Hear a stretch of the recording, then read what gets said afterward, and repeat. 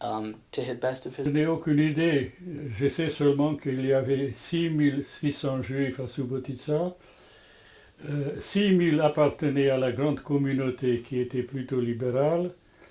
Et 600 appartenaient à la petite communauté orthodoxe qui a mené une existence séparée, qui avait son grand rabbin, qui avait sa synagogue, tout à fait indépendante de la grande synagogue de Subotica.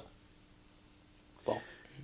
Leur façon de vivre, c'est comme aujourd'hui, je ne sais pas, les juifs occidentaux, comme vivent les juifs de Lausanne ou de Genève, dans toutes les communautés qui ne sont pas des communautés orthodoxes.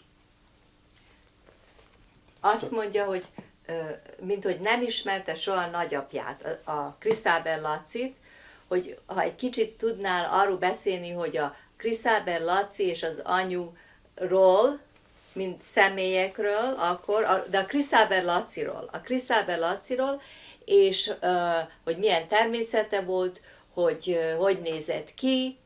Apropó, ő nem tudja, hogy sántított. Én sosem mondtam meg neki, hogy a Krisztáber Laci sántított. Il n'y a pas de mal à cela. De én csak sosem mondtam meg. Elég az hozzá, hogy nézett ki, hogy milyen természete volt, hogy mire emlékszel-e, hogy beszéltél vele, hogy a rosszat is megmondhatod, nyugodtan.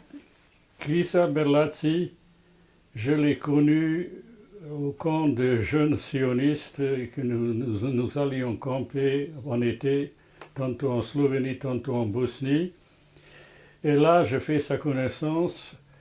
Et c'était un homme, ou plutôt un jeune homme, remarquablement intelligent. D'ailleurs, si j'ai des souvenirs de certains événements historiques ou de l'histoire en général, je le crois à Krisztáber Laci qui, dans son magasin d'optique, avait un bouquin d'histoire et il lisait toujours au lieu de servir la clientèle. De la même manière, il était très intéressé aux jeux d'échecs. Et moi, je passais presque tous les après-midi dans son magasin. Et on s'est asseyé toujours dans la deuxième moitié de son magasin qui était séparé donc au milieu en deux parties. Et on jouait aux échecs et quand il y avait des clients qui arrivaient, son aide qui racontait très tranquillement et très sérieusement « Ah, monsieur le patron, monsieur Krisztáber n'est pas là », alors qu'il était en train de jouer aux échecs avec moi.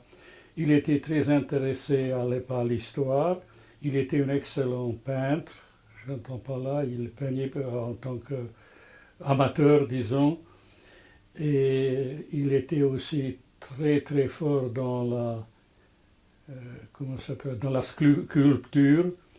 Il a fait une reproduction de Baiser de Rodin, je ne sais pas si tu connais la statuette, enfin il l'a fait en statuette. Encore une fois, c'était un homme intelligent, cultivé, assoiffé de savoir, terriblement cynique comme le sont les Hongrois parfois, ironique. Et alors là, il ne supportait pas, quand lui il faisait de l'ironie, ça il supportait très bien, mais quand c'était un autre qui le faisait, alors il n'était pas tellement content. Et comme j'étais moi aussi assez fort en ironie, en cynisme, on a eu souvent des discussions, mais qui étaient toujours très agréables. C'était un garçon, je le trouve remarquablement bien, et surtout intéressé à toutes choses, la peinture, la culture, la civilisation, etc. Et alors, Lili Vera et Krisztáber ont fait connaissance, je crois, dans une colonie de vacances de la jeunesse sioniste. Ils se virent, ils s'aimèrent, ils s'épousèrent, ils se marièrent, ils eurent une fille qui s'appelle Carmela. Okay. Did he describe how she looked? Grandma Anya? This is important. Oké, most légy szíves, mondd meg már Sir Vera Vadnai, hogy nézett ki Physically. akkor az anyu hogy nézett ki, és milyen természete volt akkor, és hogy milyen benyomást tett, és hogy... Lili Vera, Madame Krisztáber, née Vadnai, était une très belle fille et qui était très mal élevée par ses parents, dans ce sens que mal élevée, ça veut dire qu'elle ne devait jamais aider par exemple à la cuisine pour faire la cuisine, parce que Vera Vadnai mérite mieux que de faire la cuisinière de la famille. Elle était très imbue de sa beauté, qui était d'ailleurs, selon moi, dans une certaine mesure, je ne vais pas dire tragique, mais enfin néfaste pour son avenir, dans ce sens qu'effectivement, elle commençait à se considérer dès l'âge de 10, 11, 12 ans comme une femme extrêmement belle et qui mérite un sort exceptionnel. Et comme elle savait très bien déclamer, lors des soirées sionistes ou des soirées de la Société des Dames, on a souvent demandé à ce qu'elle récite une poésie. Et c'était ainsi que, je m'en rappelle encore aujourd'hui, c'est ainsi qu'elle a récité, tantôt, je ne sais pas, des poèmes de Bialik, le célèbre poète juif du XXe siècle. Elle a récité des poèmes de Tchernikovski. Et alors ses parents ont eu la fâcheuse idée de lui permettre de rester à ces soirées, même après la partie dite pour le programme de réjouissance, et même pour danser. Et alors, à l'âge de 12-13 ans, elle dansait parfois sous la surveillance de ses parents jusqu'à 2h, 3h du matin. Mais c'était néfaste pour l'opinion de soi-même, dans ce sens qu'elle se considérait toujours comme un être exceptionnel, pour ainsi dire. Ask him how their relationship was with each other. Did he answer that? Azt akarja, hogy őszintén, mondd őszintén, hogy milyen volt a kapcsolata a Kriszábel Lacival. Kinek? Az én apámnak? Relation between my mother and father. Between your mother and father. A Lilinek és a Kriszábel Lacinak milyen volt a kapcsolata? C'est très difficile de répondre à la question parce que après avoir passé le bac à l'âge de 18 ans, en 1933, j'ai quitté déjà Subotica. Maintenant, à partir de ce moment-là, je ne connaissais plus les relations entre Lili Vera et Chris Haber. Tout ce que je sais, que Chris Haber Laci était, comme beaucoup de juifs de Subotica, de Lausanne, de Paris et de Londres, ou de New York, à savoir qu'il disposait d'une certaine fortune et ça lui a donné aussi un certain courage pour être un peu chutzpedig, je ne sais pas si tu sais qu'est-ce que ça veut dire ce mot, et qui était assez sévère, pour ainsi dire, dans ses relations avec les gens, parce que, encore une fois, il était toujours ironique, toujours cynique, et ça a rendu le contact social assez difficile. Autrement, il était comme tous les juifs de de Subotica. Son père avait plusieurs maisons, son père avait des terrains, etc. Et cette situation sociale lui a donné ensuite une psychologie qu'on retrouve ensuite dans tous les pays à toutes les époques. Ask him. I'm asking him. Then you're going to have problems later. You hear it too. This is a once, and if it's No, not no, right, no, it's no, not I going am to work. It's not going asking. to work. Allez au ghetto, comment nos vies ont changé et comment tu as entendu de ça? Quand le ghetto a ouvert ses sinistres portes en 1944, au mois d'avril, mai, juin, j'étais en correspondance régulière avec mon père, surtout avec mon père, avec ma mère un peu moins. Et je savais exactement que le ghetto a ouvert ses portes, ou plutôt a fermé les portes derrière les juifs.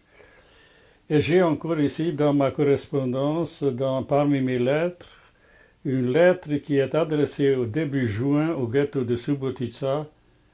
Et les PTT m'ont renvoyé la lettre en disant impossible de délivrer cette lettre.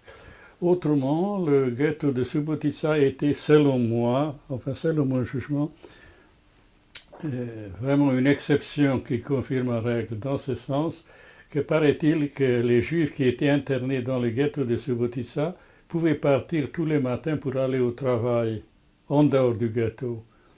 Le ghetto n'était pas enfermé derrière des des clôtures, je sais pas, derrière comment ça s'appelle ça,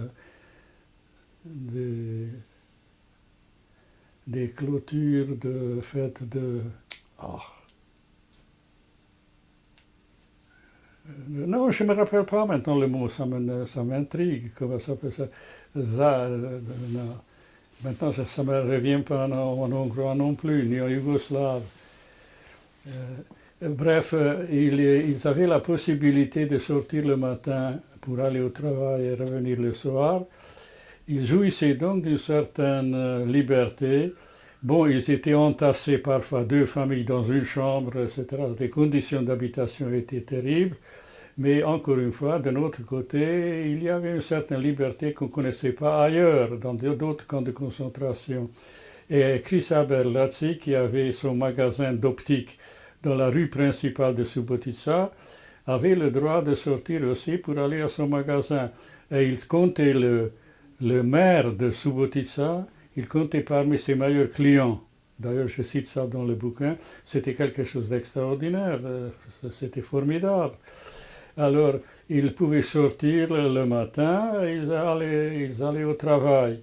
Alors, comment Carmela a pu s'échapper, et Lily, quand les gendarmes ont occupé, au début juin, le 6 juin, je crois, quand ils ont occupé le ghetto, ils ont mis la main dans le ghetto pour un liasse de billets de banque, c'est-à-dire beaucoup d'argent que Krista Bellazzi a amené dans le ghetto pour le cacher là-bas. Mais les gendarmes ont retrouvé l'argent et ils commençaient à compter jusqu'à ce qu'ils aient compté l'argent. Lily Vera a pris Carmela dans ses bras, elle avait à ce moment-là 5 ans, dans ses bras, et derrière les cabinets, derrière les latrines, il y avait 2 lattes ou 3 lattes qu'on pouvait enlever. Et c'est ainsi que Lily a pris Carmela et s'était réfugiée chez un oculiste chrétien, Volksdeutscher, qui a promis à Krista Bellazzi de le cacher si jamais il a des difficultés. Et c'est ainsi que Lily et Carmela ont trouvé ensuite refuge chez le docteur Scherzer. Running? Non. L'attitude psychologique, disons, ou les réactions psychologiques, et pour commencer de ma mère. Alors le jour où le ghetto de Subotica a été évacué et déporté, tous les juifs, hommes et femmes, étaient amenés à la gare centrale de Subotica.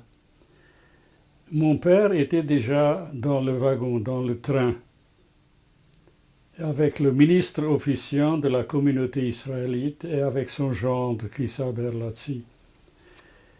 Et soudain, il y a une alerte aérienne. Il y a des avions qui commencent à bombarder les alentours de Subotica.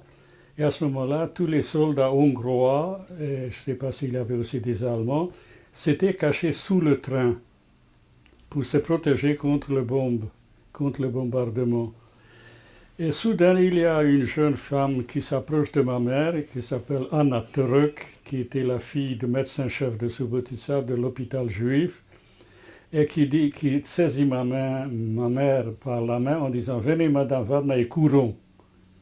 Et ensuite, elle a entraîné ma mère, sortie du bâtiment de la gare, et ensuite ils ont disparu dans la nature. Il y a une femme de ménage ou un concierge qui était en train de balayer une maison dans la rue. Elles ont demandé si elles peuvent se cacher dans le jardin, si le jardin était ouvert. Elle a permis qu'elles se cachent dans le jardin. Et quelques minutes plus tard, il y a des gendarmes qui étaient venus pour les poursuivre. Cette concierge a répondu qu'elle n'a jamais vu des femmes qui couraient et que personne ne s'est sauvé par ce chemin. Alors le gendarme était retourné et ma mère était allée chez le docteur Scherzer, comme c'était décidé déjà avant. Et quant à Krista Bellazzi et Vadnai, Abrish ou Abraham, mon père, c'était très simple. Après la déportation donc, de Subotica et en cours de route vers Auschwitz, il y avait un arrêt prolongé pour quelques jours à Bad Scholmash. C'était un camp de concentration au sens propre du terme. C'était un camp de transit, comme par exemple Drancy en France. Les Juifs y étaient concentrés, réunis pendant quelques jours. Ensuite, on les envoyait en Allemagne. Et alors, quand Chrysa Bellazzi et Abraham Vadnai se trouvaient à Bad Chalmach, soudain, Chrysa Bellazzi remarque un SS avec qui il a fait ses études à Jena avant la guerre. Parce qu'entre parenthèses, avant la guerre, Chrysa Bellazzi a étudié l'optique à l'école supérieure de Jena. Et alors, lui, comme la loi ou le règlement l'exigeait, il a salué l'SS. L'SS avait en réalité l'obligation de détourner la tête et de ne pas saluer un juif. Mais cet SS, au contraire, a rendu le salut à Chrysa Bellazzi et a commencé à parler avec lui, à bavarder avec lui.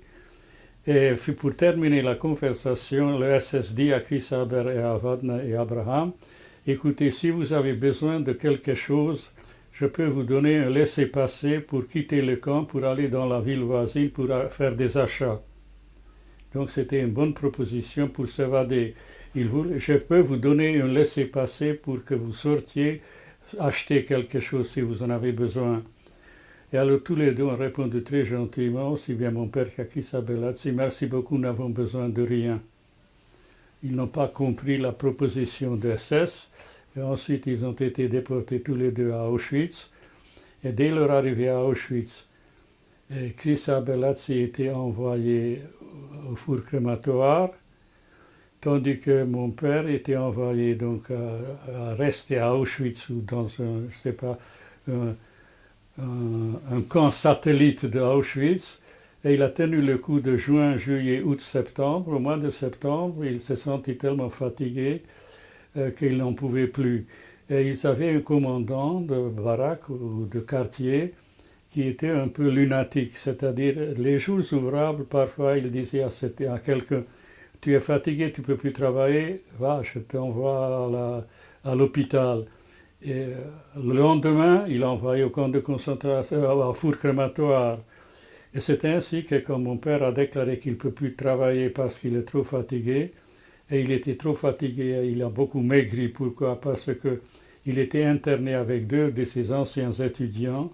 Il était professeur au gymnase, avec deux des étudiants, et il a partagé même son pain quotidien avec ses étudiants qui ont survécu. Par contre, mon père est mort de faim, c'est-à-dire il a demandé d'être envoyé à l'hôpital, et au lieu de l'hôpital, on l'a envoyé au four crématoire.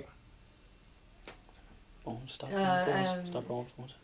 Amíg a gettóba Je n'ai pas eu beaucoup de renseignements. Tout ce que je sais, que mon père était toujours plein d'optimisme.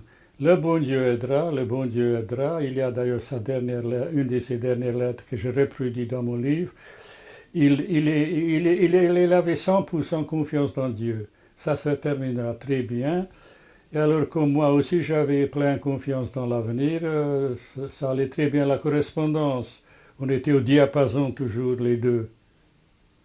Mais ils étaient dans une certaine mesure naïfs, ils ne voyaient rien qui est au-delà de Subotica, ne s'intéressaient pas particulièrement à ce qui se passe dans le monde. Et abstraction faite de cette date fatidique où Horthy est obligé de démissionner et il y a Salochi qui vient à sa place, et Salochi était plus sanguinaire encore que Horthy. Et c'est à ce moment-là que la majorité des Juifs hongrois seront déportés. Okay. Did he answer that? Yes. I don't know if he knows that. I want to see if he doesn't know that. C'est dans son livre, il peut regarder dans le livre. Quoi? Non, les dates pendant lesquelles, depuis combien de temps on a passé dans le ghetto? Nous. Tu as les dates dans ton livre, non? Non, si, parce que vous avez passé dans le ghetto après l'occupation de la Hongrie en 1941. Non, vous avez resté encore chacun dans son appartement. Mais en 1944, n'est-ce pas, qui est la date fatidique dans l'histoire des Juifs hongrois, parce que c'est en 1944 que Horthy est obligé de démissionner et les Allemands occupent la Hongrie. Jusqu'à 1944, la Hongrie n'était pas occupée par les Allemands. À la conclusion, Lili écrit par exemple dans une lettre, nous avons vécu comme auparavant. Did he answer that? Okay, Demande camera's ready. connu. Je ne sais pas. Vous n'avez pas passé beaucoup de temps dans le ghetto parce que jusqu'à l'occupation de la Hongrie par les Allemands, le ghetto n'était pas obligatoire, tout au moins pas à Subotica. J'entends par là que, contrairement à toute logique, on déportait des Juifs de toutes les régions de la Hongrie, de l'ancienne Hongrie, par exemple la Hongrie orientale, Debrecen, Miskolc, etc. On déportait les Juifs et on déportait les Juifs souvent aussi à titre individuel, c'est-à-dire il y avait des rafles, on faisait la chasse aux Juifs et ensuite si on rattrapait les Juifs, on les arrêtait et déportait. Moi je considère que les Juifs en Hongrie étaient dans les ghettos, à Subotica, pardon, du mois de juin du mois de mai jusqu'à juin, enfin très peu. Parce qu'à ce moment-là, il y avait la déportation, commençait la déportation massive des Juifs. Jusqu'à là, c'était toujours à titre individuel. Comme en France, qu'on a tapé quelqu'un, donne ta carte d'identité d'un Juif étranger, arrêté et déporté. Est-ce que je raconte toujours quelque chose d'extraordinaire qu'entre 1940 et 1942, où j'ai été arrêté, on ne m'a jamais demandé une pièce d'identité, une carte d'identité, une justification quelconque de ma nationalité. Même après l'Anschluss, que j'étais resté encore 6 mois à Vienne, pas une fois on m'a demandé « donne-moi ta carte d'identité, tu es juif, tu n'es pas juif ». Okay, Bon. the picture wasn't there. From what he's been told, what happened the day of. Is Okay. this too much for you, Mom? No, úgy mondd, hogy mintha neki mesélnéd, nem nekem. Oui. És azt akarja, tudja, hogy nem voltál ott. Tudja, hogy nem voltál ott. De amit te hallottál Just utána, that és day. csak az a nap, semmi más, csak az a nap, mikor elvitték a te apádat, az én apámat, és az anyu meg, a nagymama meg én megszöktünk. Csak azt a napot beszéljél, csak amit hallottál róla. Bien, quand il y a un accident de voiture, dit-on, s'il y a 6 témoins, les 6 témoins verront autre chose. Chacun verra autre chose. Alors, comment ça se passait le jour de la déportation de Subotica? Je racontais déjà partiellement. Ça commence le matin tôt, vers 5h, 6h. Il y a le rafle, enfin la fouille du ghetto. Il y a la spoliation du ghetto. Et il y a la déportation des Juifs à la gare centrale. Le transfert du ghetto à la gare centrale. Alors, c'est à ce moment-là qu'on commence la déportation que Lili Vera saisit sa fille Carmela et se réfugie chez un médecin oculiste d'origine allemande qui s'appelle Dr. Scherzer et qui a promis à Christa Bellazzi de lui donner un coup de main si jamais il y a une difficulté, un pépin quelconque. Et alors, ma mère y arrive vers 8 heures. Après s'être mise à la porte par une copine d'études qui était sa meilleure amie, et ensuite elle s'est réfugiée chez le Dr. Scherzer.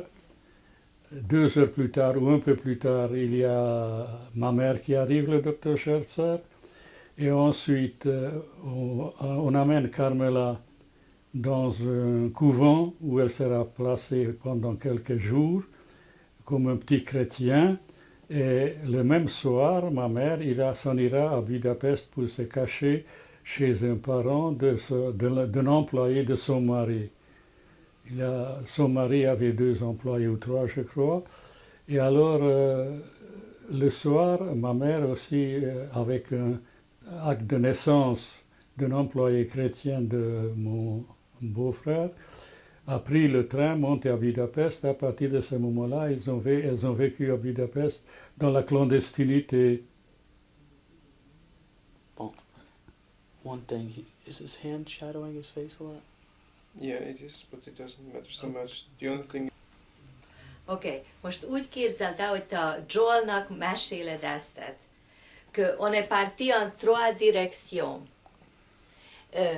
Ma mère en Budapest, moi, mon père dans le camp de concentration, et You want me to tell me where I went? The Et three, mon Ben, I père? want to start with you first. Hogy én hova mentem, és a másik kettő hova In ment. detail, as much Moi, detail. je te dis, quelques jours, tu as été caché dans un couvent en tant que petit chrétien. Tu devais apprendre le Pater Noster Ave Maria. Pour que si jamais on demande vos papiers d'identité, que tu puisses justifier que tu as reçu une bonne éducation chrétienne. Mais ça, tu n'es pas obligé. Tu dois arrêter. I have to stop Okay, because okay, you say okay, two. okay, hold on. Yes. Hold on, I'm sorry. I'm sorry. Voltam, én egy pár hónapig voltam. Avec ta mère, on ne sait jamais. Elle a Yeah, différentes versions. Right after, Pour commencer, que le docteur Guerre, que ton père, ou plutôt mon père et ton grand-père, étaient sur la liste de ceux qui devaient quitter Bad Chalmers pour la Suisse. Okay, no. Et comment s'appelle-t-il? No, are you filming this? hold on, hold on. Ça, je ne sais pas dans les détails, je ne connais pas. Je sais seulement que, encore une fois,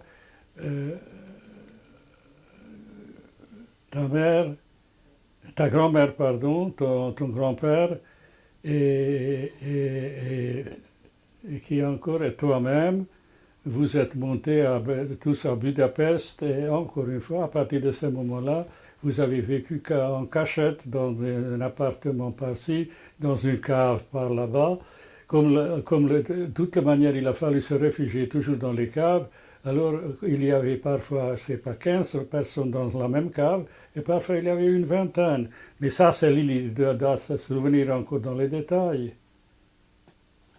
Okay, What- he did it. What? He also told about my father already, what I want happened to. to my I mother. don't. I want to know. And my mother, he said those three Did, things. Mom, I swear to God. Bon. I swear. No. Mindegy, Rabbi, mit gondolsz arról, hogy én tudtam a katolikus imákat kívülről, és hogy engemet áttérítettek ott a... And hold on. And Je also, crois- also, you had to live under a pseudonym. Pardon? Maintenant. Neki mond. Il faut savoir que durant la Deuxième Guerre mondiale, il y avait des milliers et des milliers de Juifs qui se sont convertis apparemment, je dis bien apparemment, au christianisme. La majeure partie est revenue au lendemain de la guerre et sont revenus à la communauté israélite. Conclusion, quelle est l'opinion, quelle est l'attitude de la synagogue ou des communautés israélites quant aux conversions forcées, parce que c'était des conversions forcées par les chrétiens. Alors il y a un exemple historique. Quand il y avait des persécutions en Espagne, Maïmonide, le célèbre philosophe juif, le plus grand philosophe juif, s'était réfugié avec ses parents de l'Espagne en Afrique du Nord, c'est-à-dire il a vécu à Fès. Et là, il a fait la connaissance d'un savant arabe avec qui il s'était lié d'amitié. Et le savant arabe se trouve quelques années plus tard au Caire, où se trouve Maïmonide aussi, qui n'est pas resté en Afrique du Nord, mais qui est parti pour la Palestine. Mais comme il n'a pas pu rester en Palestine parce qu'il n'y avait pas de communauté, puisque les croisés ont brûlé tous les juifs et les synagogues, Maïmonide et sa famille continuent et ils arrivent en Égypte et se stabilisent ou restent à Fostat, c'est-à-dire dans la banlieue du Caire. Et Maïmonide devient le médecin du calife, le médecin du roi, et tous les matins, de Fostat, il va au Caire pour soigner ses malades, surtout à la cour qui était nombreuse. Il était un médecin très réputé. Et un jour, il y rencontre un savant arabe qui était venu rendre visite au calife. Et cet arabe reconnaît Maïmonide et il dénonce aux autorités pour qu'on le fusille, pour qu'on le tue ou condamne à mort, puisque d'après la loi coranique, on n'a pas le droit de se convertir de l'islam au judaïsme ou au christianisme. Et finalement, Maïmonide, vu que ses relations restent quand même en vie, mais cela prouve qu'il se convertit à l'islam alors que n'est-ce pas, lui comme grand savant, un grand juif, c'est un juif très connu, aurait dû rester fidèle au judaïsme malgré les persécutions. Or, de ces cas-là, on déduit dans la législation juive que quand il s'agit de sauver une âme humaine, surtout la sienne, alors la conversion provisoire est autorisée. Et voilà, c'est pourquoi il y a des savants qui ont connu Maïmonide comme non-juifs. He didn't answer that either. Ottan engemet I want him. Yeah, Ça they restera, did all the... ça restera Hold on, incertain hold on, toujours. hold on, what? Il y a toujours mille explications. It's not 100% Tu sais, sure. I Carmela, want him to talk Oh. about this on camera, please. Voilà. Georgette aussi finalement dans l'histoire. Il y a Carmela, non Carmela encore gosse, mais il y a Lily, Georgette, et qui est-ce qu'il y a encore?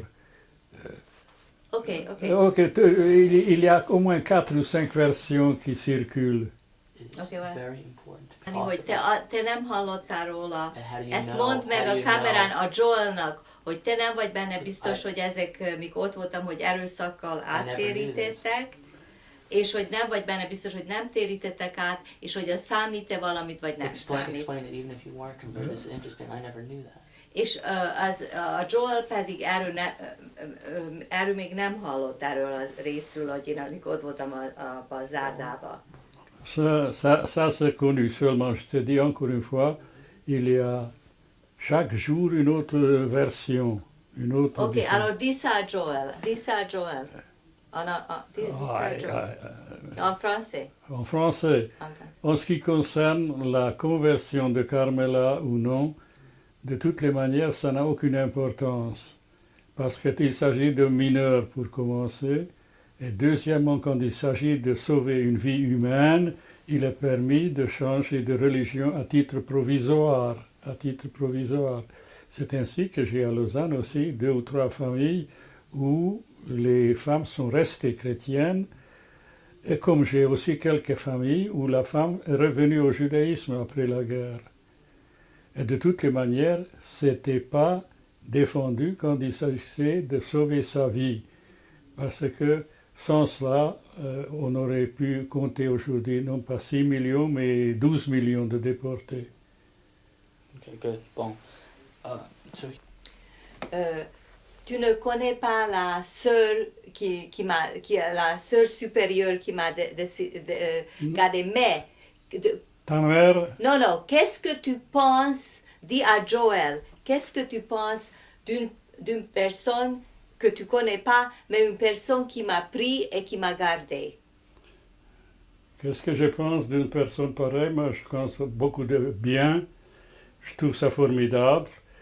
Et nous savons que durant la Deuxième Guerre mondiale, il y avait beaucoup de non-juifs qui se sont conduits d'une façon remarquable envers les juifs, qui ont sauvé des juifs, qui ont caché des juifs.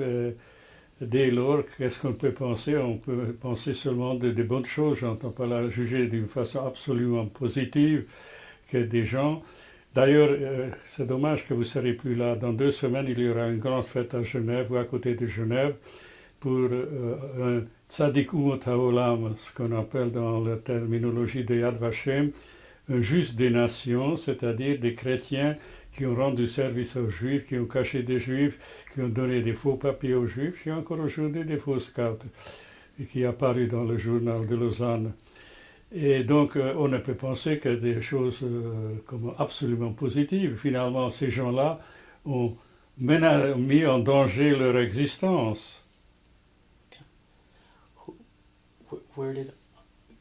I'm assuming he answered that. She used He documents. spoke about that. I want him to in detail just her, after she dropped you off. Most azt szeretné, hogyha te neki elmesélnéd, hogy a Lili Vadnai Kriszáber hova ment, és hogy ment, mikor elment a gettóból. That day in detail. Tudja, hogy te nem voltál ott, akarja mert sok mindenkit meg fog kérdezni, és le fogja írni mindenkinek a variációját. J'ai déjà raconté comment est-ce qu'elle s'est sauvée du ghetto. Elle est allée chez le docteur Scherzer. Et ensuite, le même soir, elle est partie avec Lily, non, Carmela était déjà déposée dans un couvent, sont allés à Budapest, ont vécu une vie de cachet pendant je ne sais pas combien de mois, jusqu'à la libération. Lily s'appelait, je crois, Kish Erzsébet, ma mère avait un autre nom, et comme tant de milliers d'individus ont vécu à Budapest, là-bas on a pu se perdre dans la foule. Et j'ai déjà raconté tout à l'heure qu'on devait descendre parfois à la cave quand il y avait alerte. Conclusion, on descendait à la cave, on vécut dans la cave, et bien entendu, il était impossible de savoir qui est-ce qui est juif et qui n'est pas juif. Seulement, il y avait toujours danger qu'on tombe sur un juif de Subotica. Ça peut arriver aussi. Et encore ça, c'était pas grave. Mais si on tombait sur un chrétien de Subotica qui te reconnaissait ensuite, ça c'était grave. Ça c'était jouer avec sa vie. Okay, He did he answered. answer? Now, separately, what happened to? I know he said he already went there My before. father was gassed immediately. Okay, he I'm said gonna that. He read said out. that. Lacit és és Édesapám, és az And édesapád, how he was killed, if he was killed. és hogy ez hogy történt, hogy jobbra-balra állították, hova tették. c'est très simple. De Bacsalmás, ils sont partis donc vers les camps de concentration d'Auschwitz. C'est la rencontre de Krista Berlazzi avec un SS, j'ai déjà raconté. Alors, qu'est-ce qui s'est passé? Ensuite, ils sont arrivés à Auschwitz. Et là, on a séparé tout de suite, Mengele séparé les gens capables de travailler et les gens qui ne sont pas capables de travailler. Or, Krista Berlazzi avait un pied beau. Un pied beau. Et alors, quand Mengele a vu ça, il l'a automatiquement envoyé au camp pour crématoire. Tandis que mon père, qui avait pourtant 56 ans, il était déjà plus âgé, beaucoup plus âgé que Krista Berlazzi, a été laissé en vie. Voilà comment c'est leur arrivée à Auschwitz. On les a tout de suite séparés. Krista Berlazzi a été condamné à mort tout de suite. Et mon père a survécu jusqu'au mois de septembre. Yeah. Mi az emlékezetet arról, hogy az anyu és én hogy találkoztunk össze újra, amikor ott hagyott Where did az they, apácáknál, le parti pour Budapest. Where did they go and how Oui, did they live? ensuite on t'a fait venir à Budapest après Non, mais quelques... tu dois dire ta mère, Carmela, etc. After Mais you non, left. mais je veux rien dire de tout parce que là encore il y a tant de versions qu'il faut que ce soit ta mère qui dit la version. Mais tu dois dire seulement ce que tu as entendu. On va pas te... Ah, ce que Tu j'ai ne dois pas jurer à la Ce vérité. que j'ai entendu, c'est que Carmela est restée à Subotica dans un couvent et à une date qui m'échappe, on a envoyé quelqu'un pour la chercher, pour l'amener à Budapest. Et qu'ensuite elle a vécu avec sa mère, avec sa tante, avec sa cousine Georgette, et toutes les femmes de la famille s'étaient retrouvées à Budapest. Et ont vécu dans le tremblement. C'était travaillé parfois comme femme de ménage, parfois comme bonne, mais en attendant, on survécu. Et à la fin de la guerre, quelques jours avant, ou quelques semaines avant la défaite des Hongrois, elle se nourrissait tout simplement des chevaux qui ont été tués et qui sont crevés, et ensuite les femmes sortaient des camps ou des caves pour couper des beefsteaks de cheval pour pouvoir se nourrir. Elles se nourrissaient effectivement, et elles ont vécu, elles sont restées en vie. okay, good. Did he answer? Yes. Now, I wanna. You were living in Belgrade when the. Szóval az anyu csinált nagyon bátor és erős dolgokat a háború alatt. Egy líder volt. És te hogy magyarázod meg Ki volt egy líder? az anyu az alatt, a kis idő alatt, mikor Pesten bujkáltak, stb. Ő volt a csoportban egy erős személyiség. De először is te megmondhatod, hogy igenis, meg nem is, de azt akarja Joel kérdezni, hogy comment tu expliques à Joel que ta sœur est devenue courageuse et forte pendant ces mois de la guerre, quand autrement, elle était assez, pas faible, mais incapable. Il y a une phrase, on peut répondre à une phrase. Et c'est très simple.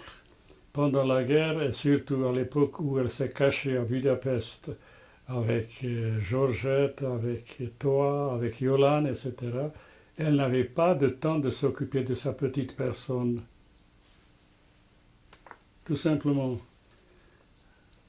L'égocentrisme n'était pas de mise, c'était pas capable. Comment les gens qui, à la veille de la guerre, étaient des faiblards, des riens, pendant la guerre se sont finalement manifestés comme des hommes courageux, formidables. Quand tu te trouves dans une situation, comment est-ce que j'ai osé me balader pendant 3 nuits dans les forêts à côté, autour de Lourdes?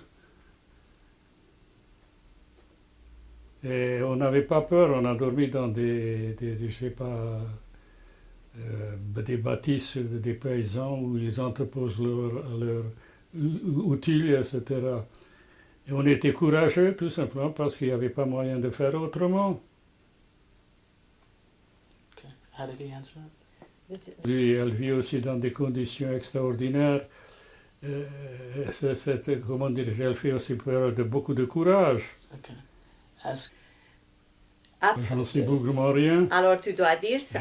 Je- Comment a réagi Vera Does she Chrysaber? remember how old you were? Vera Chrysaber et comment a agi Carmela Chrysaber, franchement, je n'en sais rien, puisque en réalité, pendant la guerre, ou plus exactement entre 1933, où j'ai passé mon bac, et 1944 ou 1945 jusqu'à la fin de la guerre, j'étais coupé de Subotica, sauf les lettres qu'on échangeait, mais j'étais coupé aussi bien de Subotica que de Chrysaber, que de Carmela et de toute la famille Vadnaï. Alors, quelle était la réaction des Vadnaï ou des Chrysaber au lendemain de la libération? C'est difficile de savoir. Tout ce que je sais, qu'il y a une lettre ici qui est écrite par ta mère. Je garde toute la correspondance avec mon père aussi. Si vous voulez, j'ai 2 valises pleines de lettres. Leur réaction était assez, comment dirais-je, assez mitigée ou assez suspecte dans ce sens que tout d'abord, elle n'avait pas grand-chose comme renseignement sur les autres membres de la famille. Et même si elle avait des renseignements, Lily raconte encore aujourd'hui que quelqu'un m'a signalé une fois dans un journal de Budapest que Vadnai Ábris a été déporté, mais je dis, j'espère que tu as gardé le journal. Non, je l'ai perdu. Enfin, elle n'a plus le journal. Alors, comment est-ce que tu as réagi? Je pense que quand tu étais arrivé ici d'Israël pour continuer tes études, c'est pas à ça que tu penses? C'est déjà longtemps après la guerre ou quoi? Non, tu parles à moi, pas à lui. Oui. Bon, pardon.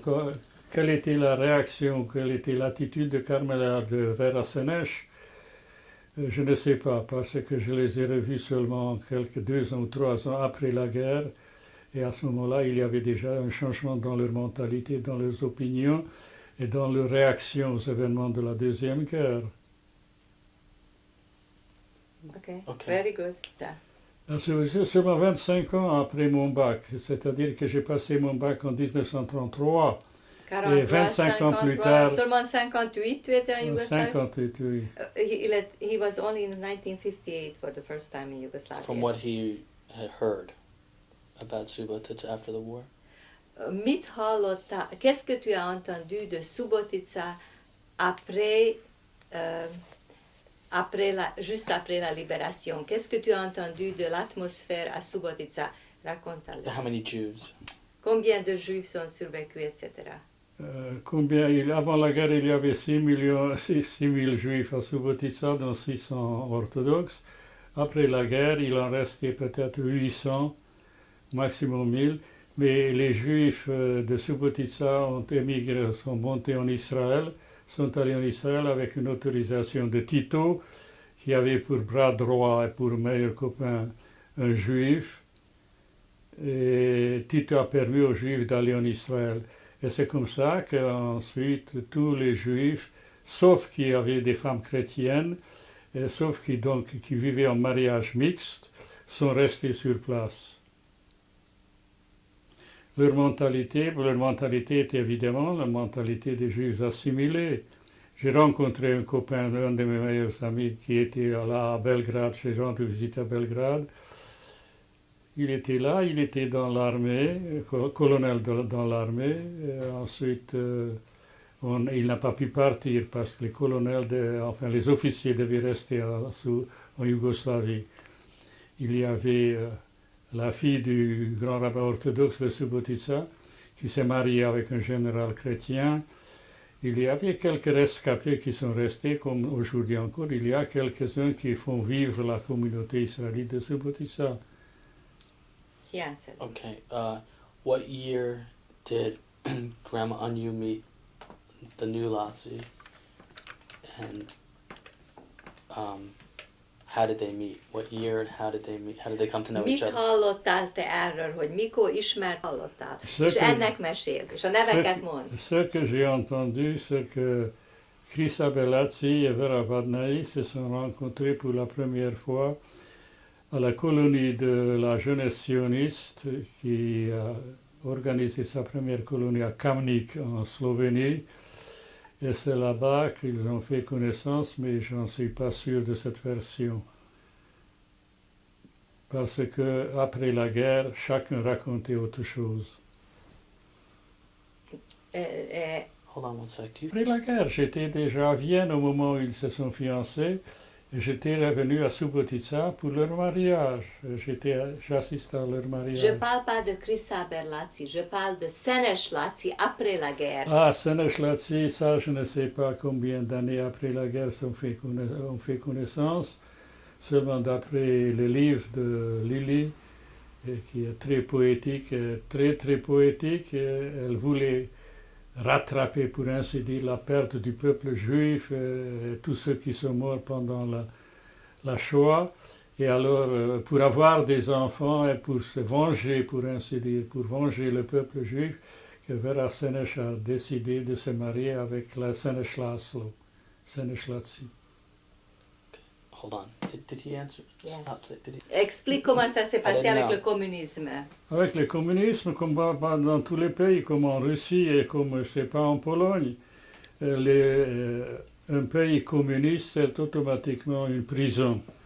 On ne peut jamais sortir, on ne reçoit pas d'autorisation de sortie ou de visa de sortie, et on ne peut pas avoir non plus des visas d'entrée. Pour la première fois que je suis entré en contact avec Lily et ma mère, c'était quelques mois seulement après la guerre, après l'armistice. Et le Parti communiste a voulu envoyer un délégué en Yougoslavie pour prendre contact avec le Parti communiste français.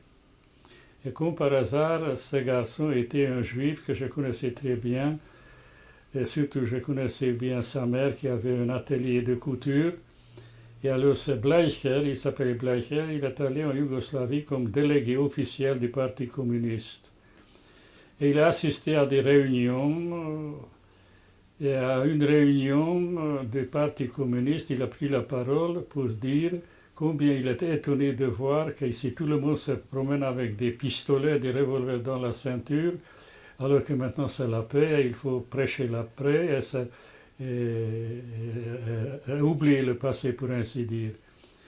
Et alors, il y avait là un communiste qui l'a dénoncé à la police pour avoir prêché qu'il faut se désarmer et il faut vivre en paix avec les capitalistes. Et alors, un beau jour, Lily Vera avait justement la visite de ce Bleicher, de ce délégué de France, quand il y a la police secrète yougoslave ou serbe qui entre de chez Vera, en disant, écoutez, est-ce que se trouve chez vous ici un monsieur qui s'appelle Kamenetsky? Un nom inventé. Kamenetsky. Alors, Lily Vera répond, non, il n'y a pas de Kamenetsky, mais il y a quelqu'un chez vous. Et elle dit, oui, il y a M. Bleicher qui est l'envoyé du Parti communiste, etc. Il est chez moi. Bon, alors on l'arrête Bleicher, et ensuite on l'a renvoyé en France. Et le Parti communiste a insisté que surtout il raconte à personne l'événement qui s'était produit et comment est-ce qu'on l'a attaqué et enfermé en prison uniquement parce qu'il a prêché la réconciliation avec tous les peuples. Et ensuite, on l'a expulsé du Parti communiste. 6 mois plus tard, ou quelques mois plus tard, il y a le Faubourg de Tito qui quitte le Parti communiste. Et à ce moment-là, il y a des délégués du Parti communiste qui arrivent chez Bleicher en disant « Sois gentil et donne maintenant ta déposition par écrit, tout ce que tu as raconté quand tu étais revenu de la Yougoslavie. » Alors voilà quelle était la première prise de contact, pour ainsi dire. Et ensuite, ma mère est venue avec Carmela, non pas avec Carmela. En 1951, vous êtes venu pour la première fois, en 1951. Very good. Now, I know. Physique, psychique, What's he look like? His personality. Laci sa Seneș personnalité. était un type extraordinaire, lui, comme le premier Laci. Comme le deuxième était aussi extraordinaire, dans ce sens qu'il était, pour commencer, inépuisable dans des blagues. Il en connaissait des centaines, sinon des milliers. Était un homme, d'après certains témoins de l'époque, qui n'avait pas une attitude trop négative envers les femmes. Il était très intelligent, très cultivé, comme le premier Seneș. Il était d'une sensibilité extraordinaire pour un type qui était costaud, vraiment, qui était large d'épaules, très fort physiquement.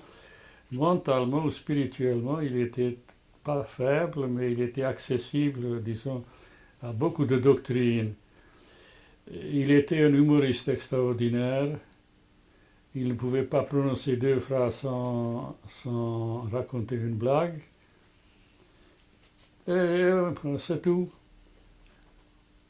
Et aussi il s'est remarié, à n'en pas douter, pour remplacer sa première femme. Ça, on voyait dans beaucoup de foyers que des mariages pour remplacer le premier couple, comme par exemple Nemeni, je ne sais pas si tu as connu le Nemeni, Heidushka, Aniko, non plus. Bon, tu es trop vieille pour cela, c'est la jeune génération déjà Non, d'après. mais je connais Okay. le nom. Okay.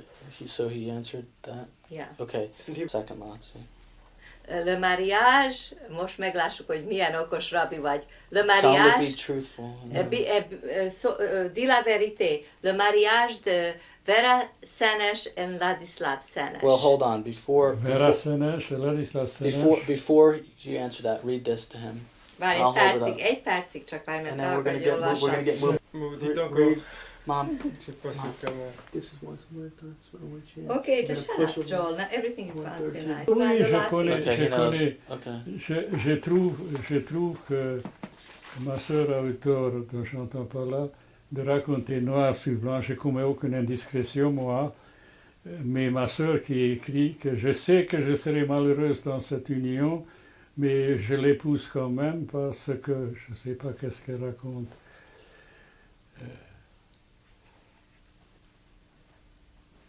Incompréhensible. Pourquoi? What did he say? It's not comprehensible why, but Mom, hold on. I'm not in follow that. mi volt a probléma? Menj bele egy kicsit, menj bele egy pár szóval, ne félj Quel était tőle. le problème? Qu'il y avait 2 êtres qui ont été diamétralement opposés l'un de l'autre en ce qui concerne leur caractère, Oui.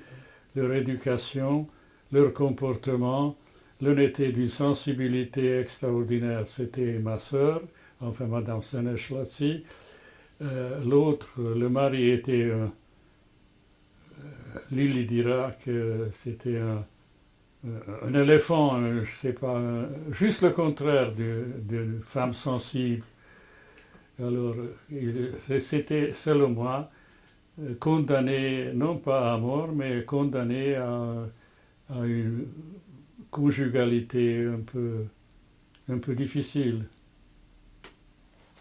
Parce que c'était en réalité deux caractères diamétralement opposés. La femme, Lili Verasenes, était une sensibilité extraordinaire, exagérée, tandis que lui, il n'était pas du tout sensible, sinon à la beauté des femmes. Okay. Citrin Important, right here, this paragraph. Just read it quickly, and I just want to know what he thinks about general. Ezt a Laci izéből van, az életemben kínozzon az ő hiányuk, mert hiszen ostobán, gyerekesen, könnyelműen játszottam el őket. De csak ők éljenek. Ha tudnám, hogy ők élnek és boldogok, akkor majdnem megérdemelnek, venném az én egyedül létemet, és hogy gondolod, hogy a Laci élt egész... La question est, est-ce que Laci a vécu avec cette culpabilité et cette douleur toute la vie? Et est-ce que toi, tu as des sentiments de culpabilité que toi, tu as survécu? Et raconte ça à Joel, pas à moi, et mentionne les noms. Moi, je trouve que même l'idée ou la question de est-ce qu'on peut avoir un sentiment de culpabilité au lendemain de la Deuxième Guerre parce que j'ai survécu, je ne pense pas, ça pose un problème théologique, religieux, auquel il n'y a pas de réponse. Personne n'a su encore répondre comment c'était possible, comment la Shoah était possible, pourquoi. Et il y a la réponse de Elie Wiesel, il y a la réponse de Fackenheim, il y a la réponse de Paul Ginevski, il y a la réponse de Maïs. Je connais 4 ou 5 réponses et il n'y a pas de réponse parce que je ne vois pas pourquoi je serais coupable, moi, parce que j'ai survécu, bien entendu, d'après la religion, non pas par hasard, mais par la volonté de Dieu. Et mon père, qui était un homme certainement moralement supérieur à son fils, lui, il a dû mourir. Là, il n'y a pas d'explication possible, comme il n'y a pas d'explication ou de réponse à la question des philosophes. Si Dieu est, d'où vient le mal? Si Dieu est, d'où vient le mal? Alors, la réponse pour mon père ou ma culpabilité peut d'avoir survécu, si Dieu est, d'où vient le mal? Eh bien, le mal est venu d'Auschwitz. That's it? That's it. Okay. How much time Rolling. do we have? Okay. Pourquoi? We're wrong. Why? Why? Sit down, Hold on. Hold on. What did he ask? He says, why did I survive? Why? Ask him why he thinks you survived. To Why? answer He that, wants you to... il veut que tu réponds qu'est-ce que tu penses pourquoi tu as survécu. I want him to answer. Pourquoi est-ce que j'ai survécu? Oui. Pour me venger de Hitler. C'est-à-dire qu'il a tué mon père. J'ai 2 fils qui remplacent quantitativement, 2 fils qui remplacent. Les 2 fils ont déjà 6 enfants, et les 6 enfants ont fait déjà jusqu'aujourd'hui 10 arrière-petits-enfants. Alors pourquoi? Tout simplement pour qu'il y a, selon le prophète Isaïe, il reste après chaque persécution 1/10 qui survit. Oh, 1 Décroche ça, gentil. Mom, you have to get that. No. Még egyszer mond ugyanezt el a Joelnak, hogy miért Because the élted rain el. down. If you could just. I Pardon? think we got it. Parle un peu plus parce qu'il y avait le téléphone. Pourquoi tu as survécu? Pourquoi est-ce que j'ai survécu?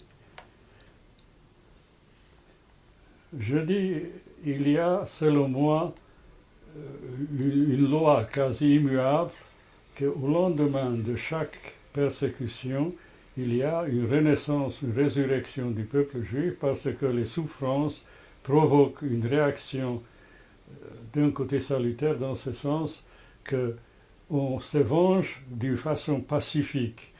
Finalement, au lendemain de la Deuxième Guerre mondiale, on a détruit, n'est-ce pas, pendant la guerre, c'est pas toutes les communautés, les institutions de la communauté, les bâtiments de la communauté, le système scolaire, le système religieux, etc. Et alors, il y a toujours une génération qui est animée du désir de reconstruire, de rebâtir et de faire refleurir justement sur les ruines une communauté qui a tenu tête et qui était assez capable de survivre et encore une fois de faire renaître, pour ainsi dire, le peuple juif. Very good. Okay.